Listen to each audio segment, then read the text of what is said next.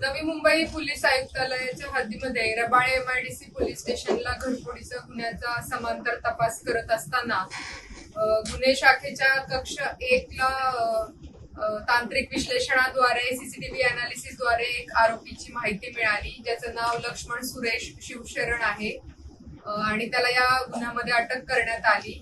अधिक चौकशी दरम्यान असं लक्षात आलं की या आरोपींनी नवी मुंबई परिसरामध्ये 13 घरफोडीचे गुन्हे केलेले आहेत।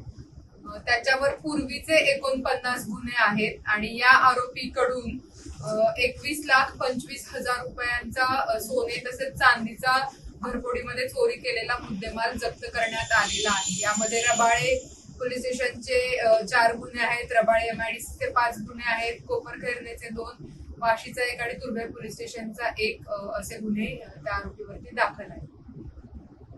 पण MIDC परिसरात मोडी करायचा रेकी करून बंद घराचं आणि तो सराईत होता, त्यामुळं बरेच गुन्हे आता जस्ट नोव्हेंबरमध्ये जामिनावरती येऊन परत त्यांनी एवढे गुन्हे केले। एवढे गुन्हे करून तो जामिनावर सुटलेला आहे। बघितलं त्याचा ऍड्रेस हा कल्याणचा भिवंडीचा आहे, तो गुन्हे करायचा त्याला काय नवीन पोलीस आयुक्ताला सेफ वाटली गुन्हे नवीन जास्त काय काय असेल कसं आहे, झोपडपट्टी परिसरामध्ये गुन्हे केलेले आहेत त्यांनी, बंद घराची रेकी करून केले। बॅकग्राऊंड म्हणजे हा चोऱ्या करूनच जगणार आहे, व्यवसाय वगैरे अविवाहित विवाहित आहे, दागिने विकले होते त्यामुळे। पुढे काय तो एकटाच पुढे करतो का त्याच्यासोबत कोण आहे? सध्या तर तो एकटाच आहे, त्याची अजून PC आमच्याकडे आहे, दरम्यान अजून चौकशीत काही निष्पन्न झालं तर आम्ही त्याने काही यापूर्वीच्या घरफोडीतला मुद्देमाल कोणाला विकलाय वगैरे काय आढळले का तपासामध्ये त्यांनी त्या मुद्देमालाची काय विल्हेवाट लावलेली आहे ते आम्ही घेतलेलं आहे आणि ते एव्हिडेन्शियली त्याला व्हॅल्यू असल्यामुळे मी सध्या ते डिस्क्लोज साधारणतः या एकूण कधीपासूनचे गुन्हे पहिला गुन्हा कधी आहे? 2024 त्यावेळेस तो अविवादाचा व्हिडिओ आहे।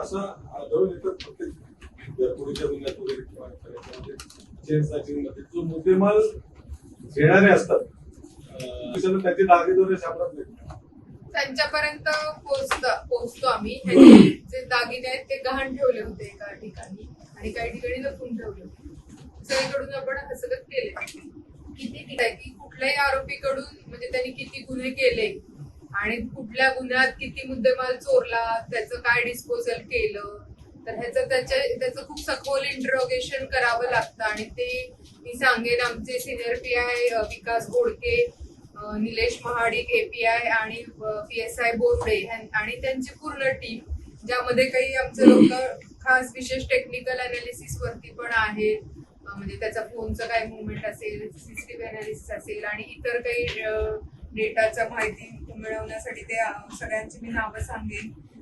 ASI अशोक खैरे, हवालदार चंद्रकांत कदम, हवालदार विश्वास भोईर, महिला पोलीस हवालदार अंजली विशे, पोलीस नाईक अजहर मिर्झा, पोलीस शिपाई सचिन पाटील, भारत सानप, विशाल सावरकर आणि महिला पोलीस शिपाई स्नेहा घोरपडे या सगळ्यांनी खूप मेहनत घेऊन हे गुन्हे उघडकीस आणले आणि 80% वर मुद्देमाल रिकव्हर झाला। आरोपी एकटाच होता की सोबत एकटाच